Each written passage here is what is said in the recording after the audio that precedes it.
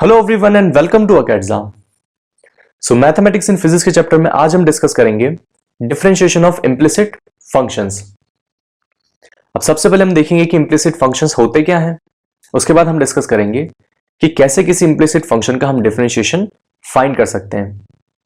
तो सबसे पहले हम डिस्कस करते हैं कि इम्प्लिसिट फंक्शंस होते क्या हैं। सो बेसिकली मैथमेटिक्स में हमारे पास जो भी फंक्शंस हैं उन सभी फंक्शंस को हमने दो कैटेगरी में डिवाइड कर रखा है। जो पहली कैटेगरी उसे हम कहते हैं एक्सप्लिसिट फंक्शन और जो दूसरी कैटेगरी उसे हम कहते हैं इम्प्लिसिट फंक्शन। अब क्या होता है इम्प्लिसिट फंक्शन, क्या होता है एक्सप्लिसिट फंक्शन और क्या होता है इम्प्लिसिट फंक्शन, इन दोनों चीजों को एक बार हम ब्रीफली थोड़ा डिस्कस कर लेते हैं। तो सबसे पहले हम देखते हैं कि एक्सप्लिसिट फंक्शन क्या होता है। एक्सप्लिसिट फंक्शन, तो एक्सप्लिसिट का मतलब क्या होता है? सबसे पहले उसका मतलब होता है क्लियरली। क्या मतलब होता है इसका?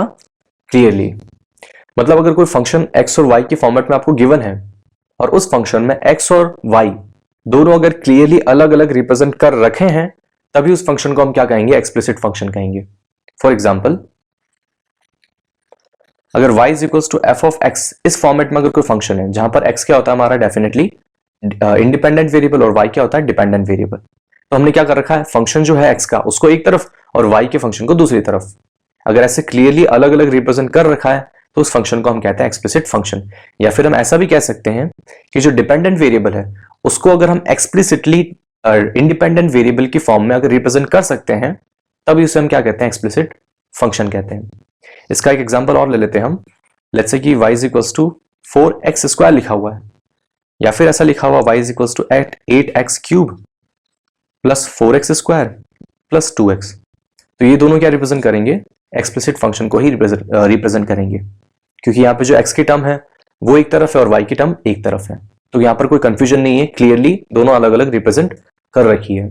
तो इसीलिए क्या हो जाएगा? दोनों एक्सप्लिसिट फंक्शन हो जाएंगे। अब इसी के ऑपोजिट जो दूसरा फंक्शन होता है हमारा वो होता है इम्प्लिसिट फंक्शन।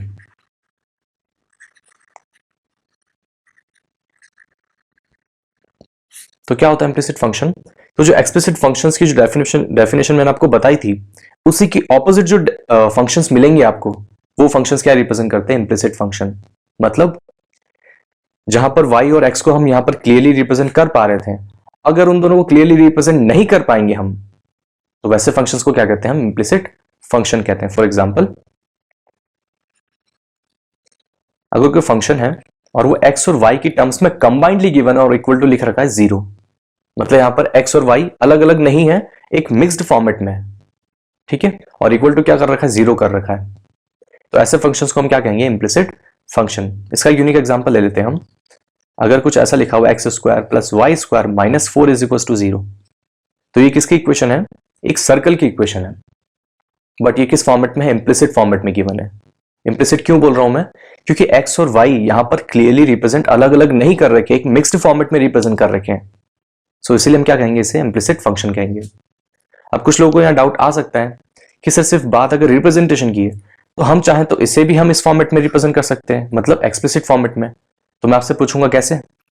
अब आप कहेंगे कि इसको हम ऐसे भी लिख सकते हैं सर कि y² is equals to 4 minus x² और फिर हम क्या कर देंगे? अंडर रूट ले लेंगे 4 माइनस x² का, तो हमें क्या मिल जाएगा? y मिल जाएगा।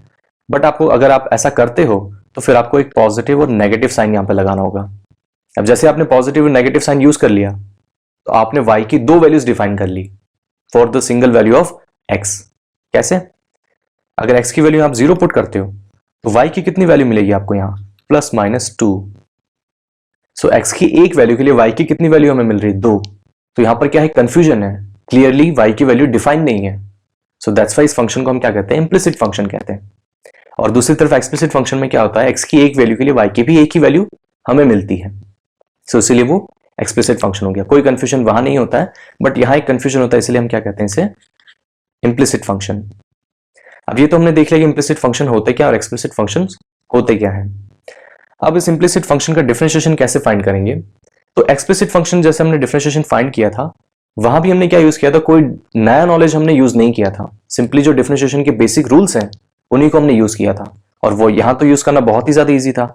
यहां पर थोड़ा सा कॉम्प्लिकेशन होता है, तो उसी को हम एक बार डिस्कस कर लेते हैं, इम्प्लिसिट फंक्शंस का डिफरेंशिएशन। तो यहां जो एग्जांपल लिया था उसी को हम ले लेते हैं वापस कि अगर x square plus y square -4 ये एक इम्प्लिसिट फंक्शन गिवन है, उसका अगर आपको डिफरेंशिएशन फाइंड करना है dy by d x, sorry zero नहीं, ये आपको फाइंड करना है, तो वो किसके इक्वल होगा, कैसे आप फाइंड करेंगे? सो इस इक्वेशन को मैं ऐसे भी लिख सकता हूं x square plus y square equals to 4। अब इस फॉर्मेट में लिखने के बाद मैं क्या करूंगा, इस इक्वेशन को दोनों तरफ with respect to x differentiate कर दूंगा। तो कैसे लिखूंगा, d by d x of x square plus y square will be equal to d by d x of 4। ठीक है, अब मैंने आपको बताया था कि जो डिफरेंशिएशन होता है वो डिस्ट्रीब्यूटिव होता है, मतलब d by d x of x square plus y square लिख रखा है, तो आपको क्या करना है, सिंपली इन दोनों पर डिस्ट्रीब्यूट करना है डिफरेंशिएशन को। तो कैसे लिख लेंगे हम, d by d x of x square plus d by d x of y square and that will be equal to d y by d x of sorry d by d x of 4। और 4 क्या है, constant term है, तो ये differentiation कितना हो जाएगा, 0। Constant का डिफरेंशिएशन क्या होता है, हमेशा 0 होता है। अब d by d x of x square हमें पता है already, x to the power n वाला फॉर्मुला यूज करेंगे हम, तो क्या होता है, पावर जो थी वो आगे आ जाती है और एन में से -1 हो जाता है। तो यहां भी हम इसी को अगर यूज करेंगे तो क्या हो जाएगा, यहां पर 2x आ जाएगा, प्लस क्या हो जाएगा, d by d x of y square. अब यहां पर इतना सिंपल नहीं है, क्यों, क्योंकि यहां पर एक फंक्शन के अंदर फंक्शन गिवन है। कैसे पता चला मुझे, तो देखो जो y है उसका स्क्वायर कर रखा, मतलब समथिंग का स्क्वायर, तो मतलब फंक्शन के अंदर फंक्शन या फिर फंक्शन के ऊपर फंक्शन, ऐसा भी आप बोल सकते हो।